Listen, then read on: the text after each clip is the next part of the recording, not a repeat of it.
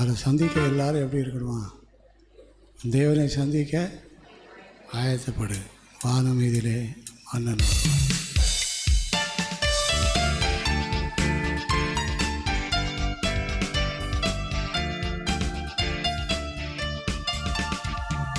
வானமீதிலே மன்னன் வருவார், அருமையோடு என்னை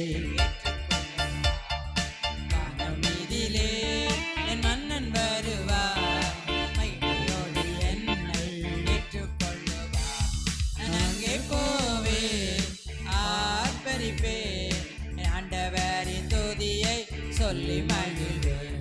நான் அங்கே போவேன், ஆர்ப்பரிப்பேன், என் ஆண்டவரின் துதியை சொல்லி மகிழ்வேன். வானமீ